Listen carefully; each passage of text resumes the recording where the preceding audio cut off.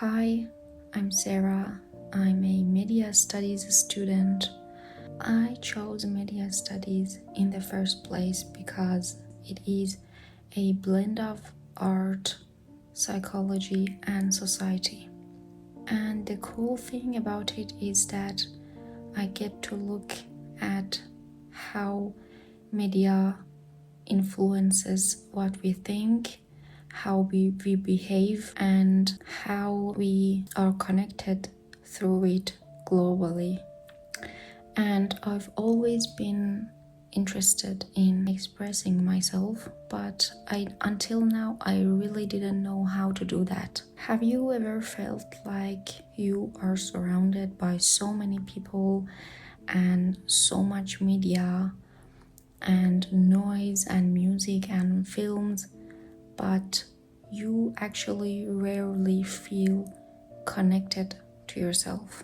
Lately, I've come to realize that the most important relationship that I'll ever have is, with me. Lately, I've been realizing that I don't really know what it means to enjoy my own company. I'm gonna be the person, I'm gonna be the person who I'm going to spend the rest of my life with. I think it may come to some of you as a bit of a shock, but falling in love with your own company or being really friends with yourself doesn't really come naturally to some people, including myself. Even the thought of it makes me feel a little bit scared. As much as I love media and I love that it helps us connect with others, I think the most important relationship you're gonna have with someone is not with another person. And don't get me wrong, it's not really about, at least for me, it's not about shutting others out. It's more about learning what it's like to be content and fulfilled on my own. Being a media student has actually helped me see this in a new light. I spend so much time analyzing how media shapes us and how our expectations and ideas and our relationships are affected by it. And I realized that while media can really bring people together, it can make us forget what it's like to actually be with ourselves and sit with ourselves. I can see that people are willing to listen to anything rather than just sitting with themselves in silence. I am learning that companionship is beautiful and self-companionship is an art, just like media, and it's one that you have to work on, and you also have to enjoy the journey. I thought exploring my discomfort with solitude and my own thoughts could reveal some meaningful insights. Something I've been realizing is that actually doing something about it and actually being alone with myself is really uncomfortable. I noticed that, for example, when I'm home alone, I'll have music or like a podcast or like a video or something playing in the background. Don't get me wrong, I'm not a fan of background noise at all. It's for me just to feel that void, to feel the space, the silence of being alone and sitting with my own thoughts.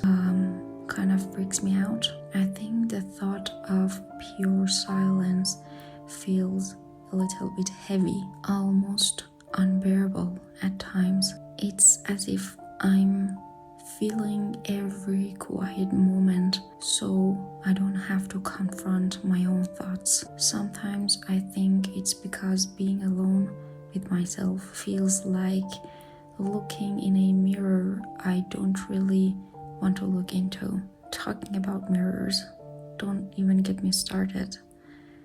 There is something so intense about looking myself in the eyes. I mean, I can look in the mirror, but I can look at parts of my face. I can't really look myself in the eyes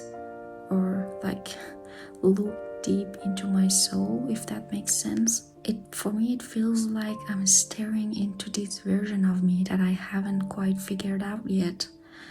I don't know why, but staring at myself feels raw, like I'm being seen in a way that I'm not used to. And if I try to talk to myself out loud, it feels uncomfortable, like I'm exposing parts of me that I usually keep hidden, even from myself. Maybe it's because deep down I'm afraid of what I might find if I really listen to my thoughts. I worry about hearing doubts, insecurities, or fears that I've been pushing down. I've gotten used to hiding those from others and even from myself from time to time, so facing them feels a little overwhelming. Lately, I've been wondering a lot why I'm afraid of being alone with my own thoughts, and if I can't feel comfortable in my own skin,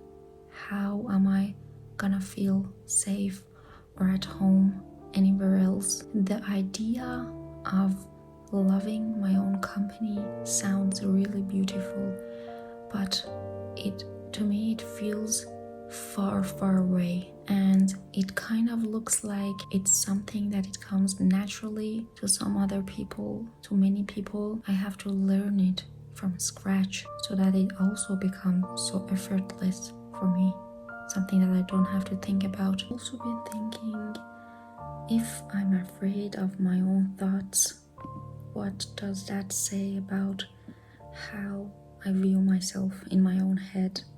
What is my own perception of myself? Am I seeing myself as a stranger or even as an enemy sometimes? Is that why sometimes I sabotage good things in my life? If I want to feel content in my own company, do I have to start embracing those quiet moments alone with myself and learning to listen to myself?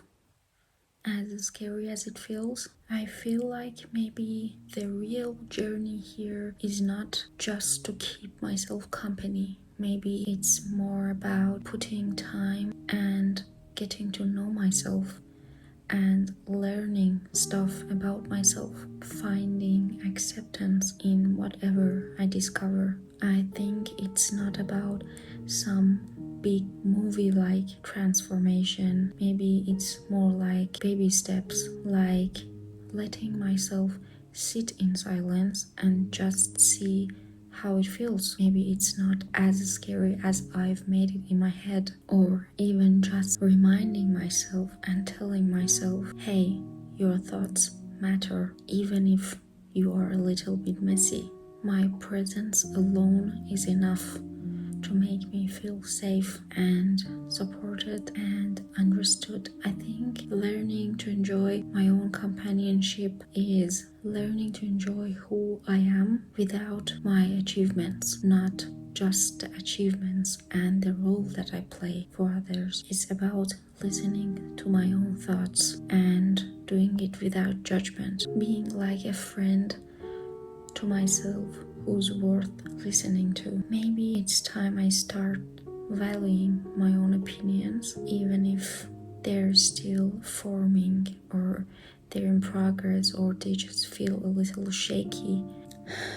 I often look outside of myself for validation. What if I could trust that my presence has weight and my perspective has weight and my ideas are good enough, even before anyone else gives it value, even before anyone else puts the approval stamp on it. I know I'm going to be with myself forever, so why not make it a relationship I actually enjoy?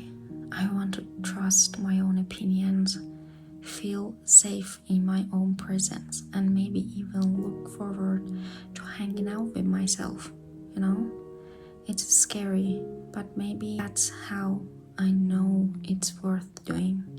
Maybe I could start by giving myself a few minutes each day in silence, noticing what it feels like to be me without distraction. Over time, I hope to look at myself inside and out and feel warmth instead of avoidance, to feel like my presence is a place I genuinely love to be. Learning to love my own company feels a bit like learning to love another person. It takes time, patience, and a willingness to listen, but ultimately it's the most important love story I'm going to have.